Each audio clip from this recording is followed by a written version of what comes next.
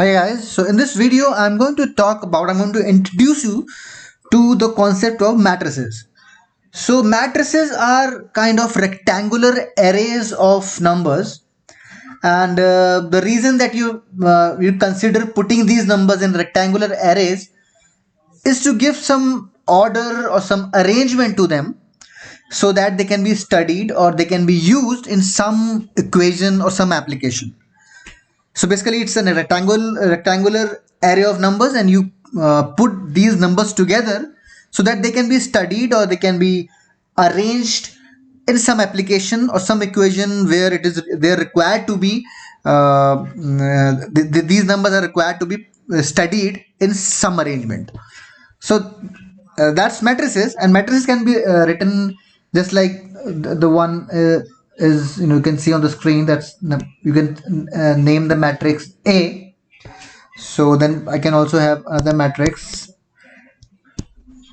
So let's say 5 3 6 7 4 2 1 9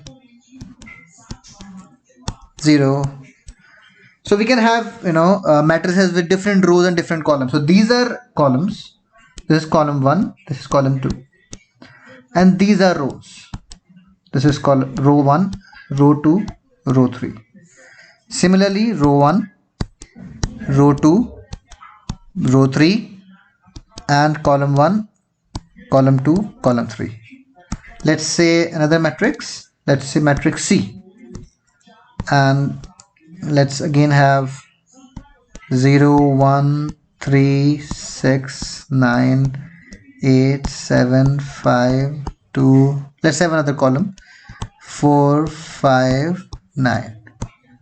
And now this matrix has 4 columns 1 2 3 4. So this is one column, this is second column, this is third column, and this set is fourth column.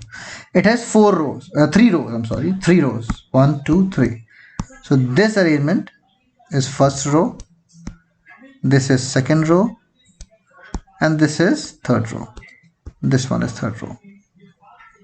Similarly, this is third row, this is second row, and this is first row for this matrix. This is first row, second row, and third row for this matrix. So that's how we identify the rows and matrices of the rows and columns of the matrices. Now, vector which we studied in previous few videos. So vector usually have one column. So let's say vector 1, which we studied in previous few videos, and let's say we have this vector. It only has one column, but it can have multiple rows, of course. But it only has one column. It can also be called column vector. So vector can also be called column vector. I'll probably write it here. Vector is equal to column vector if it has one column, right? So now we can also have row vector, where we basically have one row only. So for example, let's have another slide here, and let's say another matrix D, and it only has one row 3 6 4 9. So it has multiple columns 2 3 4. These are columns, column 1, column 2, column 3, column 1 2 3 4, but it only has one row. So it's a row vector, right? Row vector.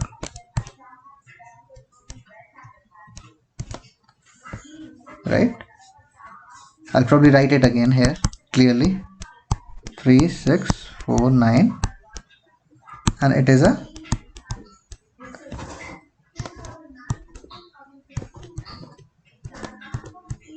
row vector.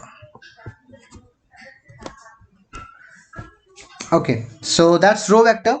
And then we have now in a particular vector, let's say another vector E, and let's say we have numbers 2 4 5 9 0. Let's say this is a vector.